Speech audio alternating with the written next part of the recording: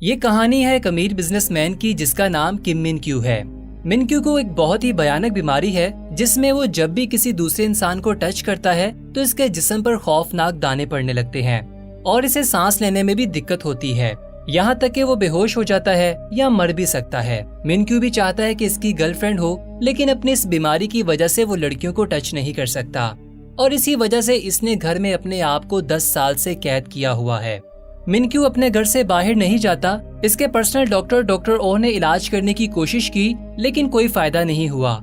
लेकिन एक दिन इसका डॉक्टर मिन क्यू से कहता है कि वो अपनी इस बीमारी के साथ जीना सीख ले। साथ ही वो मिन क्यू को एक स्मार्ट वॉच देता है जिसमें अलग अलग किस्म के रंग होते हैं जो इसकी एलर्जी की हालत को बताते हैं। ब्लू रंग में एलर्जी नॉर्मल, येलो में हल्का सा अटैक, ऑरेंज में मिन क्यू की एयरवेज बंद हो जाएंगी और रेड में वो कुछ ही मिनट्स में मर जाएगा। एक दिन प्रोफेसर होंग नामी साइंटिस्ट मिन क्यू से राब्ता करता है और वो कहता है कि इसने अपनी टीम के साथ मिलकर एक बहुत ही इंटेलिजेंट रोबोट तैयार किया है और क्योंकि वो रोबोट इंसान नहीं है इसलिए मिन क्यू जब भी रोबोट को टच करेगा तो इसे कोई अटैक नहीं आएगा। प्रोफेसर होंग इस रोबोट की कीमत $100 बिलियन बताता है। अगले दिन मिन क्यू होंग से मिलने इसकी लैब में जाता है और जैसे ही मिन क्यू वहाँ पहुँचता है तो वो एक रोबोट को देखता है जो बहुत ही खूबसूरत लड़की की तरह नजर आ रहा था। रोबोट अपना नाम AJ3 बताती है जो प्रोफेसर होंग की बनाई हुई एक एडवांस रोबोट होती है। मिन क्यू इसको देखकर हैरान रह जाता है और पहले तो वो इसे टच करने से घबराता है, लेकिन जब वो इसे छूता है तो मिन क्यू को इसके शरीर पर कोई भी दाने नहीं आते। ये देखकर मिन क्यू बहुत खुश हो जाता है और AJ3 मंसूबे में फंड भी लगा देता है। अगले दिन लैब में प्रोफेसर की टीम रोबोट को टेस्ट कर रही होती है। टीम का एक बंदा सोडा की बोतल फेंकता है जिसकी एक बूंद रोबोट के प्रोसेसर में जा गिरती है जिससे शॉर्ट सर्किट होता है और प्रोसेसर तबाह हो जाता है। प्रोफेसर और इसकी टीम परेशान हो जाते हैं क्योंकि अगले दिन AJ3 को डिलीवर करना था। अब रोबोट को रिपेयर करने में बहुत सारे दिन लग जाएंगे और इससे इनकी डील कैंसिल भी हो सकती है। इसलिए प्रोफेसर होंग एक प्लान बनाता है। इसे याद आता है कि इसकी एक्स गर्लफ्रेंड GR जो कि रोबोट AJ3 की प्रोटोटाइप है, इसे मिन क्यू को रोबोट बनाकर भेजने का सोचता है। अगले दिन होंग GR से मिलने जाता है। प्रोफेसर होंग GR को कहता है कि अगर वो एक दिन के लिए AJ3 बने तो वो इसे 10 मिलियन देगा। यहाँ हमें पता चलता है कि GR बहुत गरीब है और इसे पैसों की जरूरत है, इसीलिए वो इस ऑफर को एक्सेप्ट कर लेती है। प्रोफेसर अगले दिन GR को लैब में ले जाता है और इसे रोबोट दिखाता है। इसके बाद सब मिलकर इसे सिखाते हैं कि AJ3 किस तरह से काम करता है और GR को रोबोट जैसे सेम कपड़े पहनाते हैं। इसके सर पर विग और आंखों में लेंस लगाते हैं जो कैमरे की तरह काम करते हैं। प्रोफेसर और इसकी टीम कैमरे की मदद से GR को मॉनिटर करेंगे। अब GR को सब समझाने के बाद एक लॉकर में बंद करके मिन क्यू के घर में लाया जाता है। मिन क्यू जैसे ही इसे लॉकर से खोलता है तो GR इसे देखकर डर जाती है। यहाँ हमें पता चलता है कि कुछ दिन पहले GR फूड की डिलीवरी देने मिन क्यू के पास जाती है और मिन क्यू को फूड की क्वालिटी पसंद नहीं आती, जिस पर मिन क्यू GR को पेमेंट करने से इनकार कर देता है। इसीलिए GR इससे लड़ने लगती है, लेकिन मिन क्यू इससे फिजिकल कांटेक्ट से बचने की कोशिश करता है और इसे दूर फेंककर वहाँ से निकल जाता है। अब क्योंकि GR इसे देखकर डर गई थी, इसीलिए मिन क्यू प्रोफेसर को कॉल करता है और इसे पूछता है कि ये सब क्या हो रहा है। ये सुनकर प्रोफेसर होंग एक कहानी बनाता है और कहता है कि AJ3 के 2 मूड है, ऑपरेशनल और फ्रेंड मूड। ऑपरेशनल मूड में वो प्रोफेशनली काम करती है, जबकि फ्रेंड मूड में वो एक इंसान की तरह काम करती है। रोबोट अब फ्रेंड मूड में है, लेकिन इसे एक बटन दबाकर ऑपरेशनल मूड में बदला जा सकता है। मिन क्यू प्रोफेसर की बात मान लेता है और रोबोट की गर्दन के पीछे बटन दबा देता है। GR के रीसेट होने के बाद मिन क्यू इस रोबोट का इंटेलिजेंस टेस्ट लेता है। इसी वक्त लैब की बिजली चली जाती है, जिसकी वजह से GR का प्रोफेसर से राब्ता खत्म हो जाता है। अब इसे अपने आप से ही मिन क्यू को मैनेज करना होगा। सबसे पहले मिन क्यू GR को एक बॉक्स 3 मिनट के अंदर खोलने के लिए कहता है, जिसका पासवर्ड मैथ के हिसाब से मालूम होना था। GR को मैथ बिल्कुल भी नहीं आती थी, इसलिए वो डब्बे को तोड़कर खोल देती है, जिससे मिन क्यू बहुत हैरान हो जाता है। दूसरे टेस्ट में मिन क्यू इसे 10 सेकंड के अंदर अंडे को छीलने का कहता है। GR पहले एक रेस्टोरेंट में काम करती थी, इसीलिए वो आसानी से ये कर लेती है। मिन क्यू इससे बहुत खुश हो जाता है, इसीलिए वो रोबोट के होशियार होने की तारीफ करता है। इसी वक्त लैब में बिजली वापस आ जाती है और जब वो GR के लेंस से कनेक्ट होते हैं तो वो ये देखकर हैरान हो जाते हैं कि GR मिन क्यू पर गुस्सा हो रही है, क्योंकि मिन क्यू ने बैटरी चेक करने के लिए अपना हाथ आगे बढ़ाया था। ये देखकर प्रोफेसर घुटनों के बल बैठ जाता है। इसी वक्त प्रोफेसर को मिन क्यू का फोन आता है और मिन क्यू कहता है कि तुम मुझे धोखा देने की कोशिश कर रहे हो, क्योंकि इसमें इस्तेमाल होने वाली बैटरी खराब है, जिसकी वजह से AJ3 का सीना फूल गया है।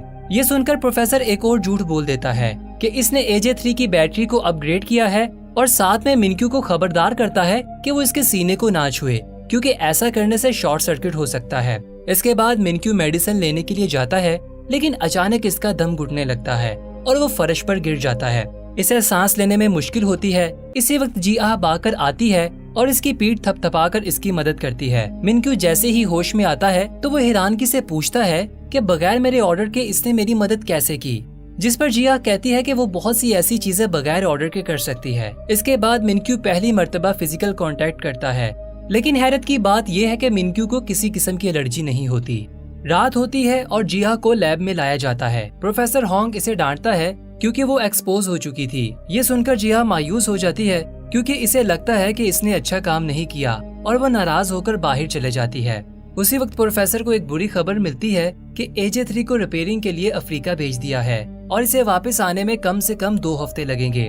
इसी वक्त मिनक्यू की कॉल आ जाती है और वो प्रोफेसर से कहता है कि इसे 1 महीने के लिए AJ3 चाहिए। वो रोबोट को मजीद डीपली समझना चाहता है। अब प्रोफेसर के पास जिया को वापस लाने के अलावा और कोई रास्ता नहीं बचा था, इसलिए वो जिया के पास जाता है और इसे कुछ हफ्तों के लिए रोबोट बनने का कहता है। इस बार वो इसे ज्यादा पैसे देने की पेशकश करता है, इसीलिए जिया राजी हो जाती है। प्रोफेसर कहता है कि जब तक असली AJ3 नहीं आ जाता तब तक तुम्हें काम करना पड़ेगा और हम तुम्हें हर रात रिचार्ज करने के बहाने लैब में वापस ले आएंगे। अगले दिन बदकिस्मती से जिया को डायरिया हो जाता है और वो मैनेज करने की बहुत कोशिश करती है, लेकिन गलती से वो फार्ट कर देती है। मिनक्यू हैरानगी से पूछता है कि ये क्या आवाज है, जिस पर रोबोट जवाब देता है कि ये आपने किया है मेरे मालिक। जल्द ही गंध चारों तरफ फैल जाता है, इसीलिए जिया इसे कपड़े बदलने का कहती है। बोला बाला मिनक्यू इस पर यकीन कर लेता है क्योंकि इसके अलावा यहाँ और कोई इंसान नहीं है और वो कपड़े बदलने चला जाता है। इसका फायदा उठाकर वो भागकर वॉशरूम की तरफ निकल जाती है। मिनक्यू जल्दी से वापस आ जाता है और वो देखता है कि रोबोट गायब है। वो इसे घर में ढूंढने लगता है और आखिरकार वो देखता है कि जिया इसके महंगे परफ्यूम से टॉयलेट को साफ कर रही है। मिनक्यू ये देखकर हैरान हो जाता है और कहता है कि रोबोट तो पानी को हाथ नहीं लगाते, तो तुम ये सब कैसे कर रही हो। इस वक्त जिया झूठ बोल देती है कि वो एक एडवांस रोबोट है जो इन सभी कामों में माहिर है। जब मिनक्यू जाने वाला होता है तो वो नोटिस करता है कि जिया के चेहरे पर पसीना आ रहा है। वो इसके करीब जाने की कोशिश करता है, लेकिन इसका पैर साबुन पर आने की वजह से वो गिर जाता है। जिया इसकी तरफ भागती है, लेकिन मिनक्यू को बचाने की बजाय वो परफ्यूम पकड़ती है और इसके ऊपर गिरा देती है। लोहे की प्लेट की वजह से इसकी पसलियों पर चोट लग जाती है। अगले दिन जिया सफाई कर रही होती है तो वो गलती से कार्ड्स गिरा देती है, जिसे मिनक्यू ने 10 साल से संभाल कर रखा हुआ था। ये देखकर मिनक्यू गुस्सा होता है और इससे पहले कि वो मजीद इसे कुछ कहता, वो कहती कि इसकी बैटरी 5% तक पहुंच गई है और वो अपने आप को स्टैंड बाई मोड पर होने का बहाना करती है।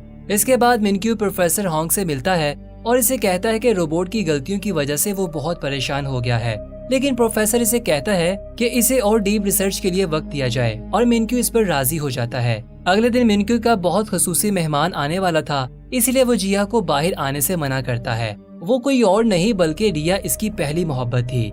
मिनक्यू इसे देखकर बहुत खुश होता है, लेकिन जब रिया इसके कंधे पर हाथ रखती है तो मिनक्यू के जिस्म पर एलर्जी होने लगती है और वो ये सब रिया से छुपाने की कोशिश करता है। इसके बाद वो एक इम्पोर्टेंट मीटिंग का बहाना बनाकर घर की तरफ भागता है ताकि वो किसी तरह इस कमरे में पहुंच जाए जहां इंजेक्शन रखा हुआ था। मिनक्यू बहुत कमजोर हो चुका था और वो सिरिंज पकड़ने में नाकाम रहता है। तभी जिया देखती है कि मिनक्यू जमीन पर लेटा हुआ है और इसे सांस लेने में मुश्किल हो रही है। इसी वक्त सीन शिफ्ट होता है और हमें वो वक्त दिखाया जाता है जब मिनक्यू को एलर्जी नहीं थी और मिनक्यू के लिए सब कुछ नॉर्मल था। छोटा मिनक्यू जब कार्ड्स का पहला घर बनाता है तो इसके पेरेंट्स बहुत खुश होते हैं। अगले सीन में हर कोई मिनक्यू के जन्मदिन पर इसकी पार्टी पर आया होता है। पार्टी के बाद सब कार में वापस जा रहे होते हैं, तभी एक बलून इसके बाप के सामने आ जाता है, जिसकी वजह से सामने आने वाला ट्रक इन्हें टक्कर मार देता है। अगले सीन में मिनक्यू हॉस्पिटल में उठता है। छोटा मिनक्यू अपने पेरेंट्स के लिए रो रहा होता है जो दोनों हादसे में मर गए थे। दिन के वक्त बहुत सारे रिश्तेदार इससे मिलने आते हैं और इसका बड़ा बनने की कोशिश करते हैं, लेकिन असल में वो इसके बाप के पैसे का वारिस बनना चाहते थे। लेकिन जब मिनक्यू बाथरूम में जाता है तो इसे जेब से एक नोट मिलता है जिसमें लिखा होता है कि किसी भी पेपर पर सिग्नेचर नहीं करना। अगले दिन यूचुल नामी इसका एक दोस्त आता है और मिनक्यू के हाथ में एक अडॉप्शन पेपर देता है कि इसे इसके बाप ने भेजा है और अच्छा होगा कि अगर वो इसका भाई बन जाए। मिनक्यू थोड़ी देर सोचता है और आखिरकार वो कागजात पर सिग्नेचर कर देता है। यूचुल अपने दोस्त का हाथ पकड़ता है, लेकिन जब मिनक्यू नीचे देखता है तो यूचुल का हाथ शैतानी पंजे में बदल रहा था। मिनक्यू डरकर वहाँ से भाग जाता है और देखता है कि यूचुल ने जहाँ से इसे पकड़ा था वहाँ अजीब से छाले पड़ने लगे हैं। थोड़ी देर बाद यूचुल अपने बाप के पास वापस जाता है और इसे कागजात देते हुए कहता है कि काम हो गया है। लेकिन जब इसका बाप आखिरी सफा देखता है तो इसे पता चलता है कि मिनक्यू ने सिग्नेचर की जगह कुछ और लिख दिया है। इसके बाद छोटा मिनक्यू एक खाली हवेली में जाता है और इस दिन के बाद वो दूसरे इंसानों से दूर रहता है, क्योंकि हर कोई इसकी प्रॉपर्टी हड़प करना चाहता था और वो दूसरे इंसानों को नाले का कीड़ा समझने लगा था, जिसकी वजह से इसे एलर्जी होने लगी थी। इसके पर्सनल डॉक्टर के अलावा एलर्जी के बारे में कोई नहीं जानता था। सीन दोबारा प्रेजेंट में आता है। मिनक्यू जागता है और अपने साथ जिया को पाता है। मिनक्यू इसे बताता है कि इसने ख्वाब देखा है जिसमें लोग इसके पीठ पीछे छुरा घोंप रहे हैं। इसके बाद वो ये जानकर हैरान हो जाता है कि वो बिल्कुल नॉर्मल हालत में है। इसलिए वो जिया का शुक्रिया अदा करता है क्योंकि इसने इसे इंजेक्शन दिया था। जिया और मिनक्यू एक दूसरे के साथ ज्यादा वक्त गुजारने लगे थे और इनका रिश्ता मजीद गहरा होता जाता है और वो एक दूसरे के करीब होते जाते हैं। एक दिन मिनक्यू इसे कहता है कि वो इसके साथ रिया की डेट पर जाए। वो दोनों एक दूसरे के साथ बहुत देर तक बैठते हैं। जैसे ही रिया वहाँ से जाने लगती है तो वो मिनक्यू को हाथ मिलाने का कहती है और फिर मिनक्यू डरते हुए इसका हाथ पकड़ लेता है, जिसकी वजह से इसे एलर्जी शुरू हो जाती है और सांस लेने में तकलीफ होने लगती है। और जब वो अपना इंजेक्शन पकड़ता है तो वो इस सोच में पड़ जाता है कि इसे ये सिरिंज लगाना चाहिए या नहीं, क्योंकि वो इस बेकार जिंदगी से थक चुका था। इसकी स्मार्ट वॉच तेजी से बीप करने लगती है। जिया इसके पास आती है और वो होश में आ जाता है। जब जिया मिनक्यू को देखती है तो मॉनिटर नॉर्मल हो जाता है। मिनक्यू इंजेक्शन के बगैर ठीक हो जाता है। थोड़ी देर बाद वो दूसरे अपार्टमेंट में वापस जाने का फैसला करते हैं, लेकिन जब वो जा रहे होते हैं तो एक बंदा गलती से मिनक्यू से टकरा जाता है और वो चेक करने के लिए कि मिनक्यू ठीक है इसे पकड़ लेता है। लेकिन हैरानगी की बात ये है कि इसे एलर्जी नहीं होती। ये देखकर मिनक्यू ज्यादा हजूम में जाने का फैसला करता है ताकि वो खुद को चेक कर सके, क्योंकि ऐसा इसने 10 सालों में नहीं किया था। जैसे ही वो बाहर निकलते हैं एक बच्चा मिनक्यू के हाथ से टकराता है, लेकिन दोबारा कुछ नहीं होता। फिर दोनों एक बहुत बड़े हजूम में जाते हैं जहां मिनक्यू के साथ वाला शख्स इसका हाथ पकड़ता है और मिनक्यू मॉनिटर पर देखता है कि सब ठीक है। ये देखकर मिनक्यू की आंखों में पानी आ जाता है। इसके बाद वो डॉक्टर ओ को फोन करता है और रोते हुए कहता है कि इसकी एलर्जी खत्म हो गई है। तभी एक शख्स इससे टकरा जाता है, जिसकी वजह से मॉनिटर बीप करने लगता है। दूसरी तरफ जिया मिनक्यू को ढूंढना शुरू करती है। जब वो मिनक्यू को देखती है तो इसकी एलर्जी खत्म होने लगती है और जब एक जोड़ा इन दोनों के दरमियान में आता है तो एलर्जी फिर से वापस आ जाती है।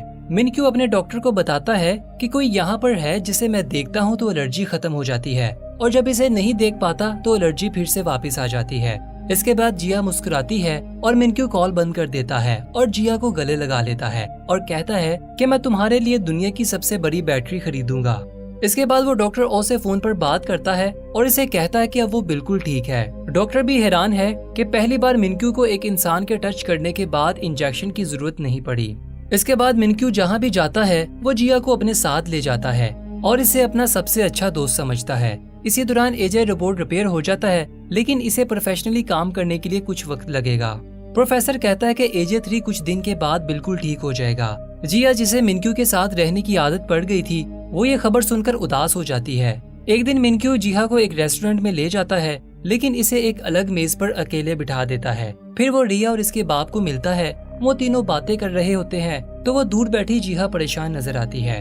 कुछ देर के बाद जब मिनक्यू इसे लेने आता है तो वो इसे नजरअंदाज करती है और चले जाती है। अब मिनक्यू तभी सेफ है जब वो जिया के पास हो, लेकिन एक दिन वो अकेला एक गैस स्टेशन पर जाता है और अटेंडेंट पीछे डिक्की में क्रेडिट कार्ड उठाता है। जब वो क्रेडिट कार्ड वापस करता है तो मिनक्यू की उंगली पर टच करता है, लेकिन इस पर ध्यान नहीं देता और वहाँ से चला जाता है। थोड़ी दूर जाने के बाद इसे याद आता है कि अटेंडेंट के हाथ के टच करने के बाद इसे कुछ भी महसूस नहीं हुआ और मॉनिटर बिल्कुल नॉर्मल है, हालांकि जिया भी इसके साथ नहीं है। इसके बाद क्यूमिन अपने प्रोफेशनल डॉक्टर को मिलने जाता है और इसे पिछले 10 सालों से इसकी मेहनत का शुक्रिया अदा करता है कि वो अब बिल्कुल ठीक हो गया है। इसके बाद डॉक्टर क्यूमिन से कहता है कि वो एजे 3 को वापस भेज सकता है क्योंकि अब वो मुकम्मल ठीक हो गया है। अगले दिन क्यूमिन प्रोफेसर के पास जाता है और कहता है कि वो रोबोट से मोहब्बत करता है। प्रोफेसर कहता है कि वो एक रोबोट के बारे में बात कर रहा है जो पहले से प्रोग्राम किया गया था। ये सुनकर मिनक्यू कहता है कि वो पागल हो रहा है और प्रोफेसर से इसका हल पूछता है। अगले दिन प्रोफेसर मिनक्यू के पास आता है और इसे कहता है कि एक रास्ता है, अगर वो एजे 3 को रीसेट कर दे, इसी तरह वो सब कुछ भूल जाएगी और तुम अपनी जिंदगी में आगे बढ़ सकोगे। मिनक्यू उदास हो जाता है, लेकिन वो जानता है कि अब यही रास्ता बचा है। इसके बाद जीहा भी ये खबर सुनती है और वो भी परेशान हो जाती है। जीहा आखिरी बार AJ3 के कपड़े पहनती है। अगले सीन में हम देखते हैं कि जीहा मिनक्यू के सामने खड़ी है और बर्फबारी हो रही है और मिनक्यू इसे आखिरी बार सैर के लिए ले जाता है और वापस हवेली में ले आता है। आखिरकार वो एक दूसरे का सामना करते हैं। मिनक्यू इसका शुक्रिया अदा करता है। ये सुनकर जीहा की आंखों में आंसू आ जाते हैं। इसके बाद मिनक्यू जीहा के पास जाता है और इसे अपनी माँ का हार निकालकर जीहा के गले में डाल देता है। इसके बाद वो इसे गले लगाता है और मिनक्यू रीसेट का बटन दबा देता है। लैब में असली AJ3 रिपोर्ट करता है कि मिनक्यू का फोल्डर डिलीट कर दिया गया है। रात को मिनक्यू और जीहा सोते वक्त रोते हैं। जीहा इतनी रोती है कि अगली सुबह वो बीमार पड़ जाती है। इसे हॉस्पिटल ले जाया जाता है और हम देखते हैं कि इसने अभी भी मिनक्यू की माँ का हार पहन रखा है। इसके बाद वो दोनों अपनी जिंदगी में आगे बढ़ जाते हैं, जहाँ जीहा अपनी दादी के शहर चली जाती है, जबकि मिनक्यू रिहा के साथ शादी की तैयारी करता है। एक दिन मिनक्यू ट्रेन पर चढ़ता है, जहाँ वो AJ3 जैसा चेहरा देखता है और वो सोचता है कि ये वही सेम रोबोट है। दोनों एक दूसरे के आमने सामने बैठने के बावजूद कुछ भी बात नहीं करते, क्योंकि जीहा को मिनक्यू के साथ बोलने से मना किया गया था। लेकिन मिनक्यू को शक होता है कि ये वही रोबोट है, इसीलिए वो प्रोफेसर को फोन करता है और कहता है कि इसने AJ3 जैसा चेहरा देखा है। जिस पर प्रोफेसर कहता है कि इसने रोबोट को किसी ऐसे शख्स पर बनाया था जो इसका जानने वाला था। मिनक्यू कहता है कि क्या वो इससे बात कर सकता है, जिस पर प्रोफेसर इसे मना करता है। प्रोफेसर के मना करने के बावजूद भी ये इसका पीछा करता है और इसके साथ बात करने का कहता है, जिस पर जीहा मसरूफ होने का बहाना करती है। लेकिन मिनक्यू इसका इंतजार करने के लिए बैठ जाता है। इसी दौरान जीहा जल्दी से किचन में जाती है और अपने गले से हार उतारकर प्लेट में छिपा देती है। बहुत सारा टाइम गुजर जाता है, लेकिन मिनक्यू अभी भी वहाँ पर बैठा होता है, जिसकी वजह से जीहा इससे बात करने पर मजबूर हो जाती है और वो इसे बताती है कि इसने 4 साल पहले डॉक्टर होंग से पैसे लिए थे और तुम्हारे सामने रोबोट होने का नाटक किया था। मिनक्यू इससे मजीद पूछने की कोशिश करता है, लेकिन जीहा इसे कहती है कि वो यहाँ से चला जाए, वरना वो पुलिस को कॉल करेगी। मिनक्यू चालाकी से इसकी दादी से पूछता है कि क्या इसके पास रहने के लिए कमरा है, जिस पर वो औरत हाँ कह देती है और इसे रात को यहीं पर रहने देती है।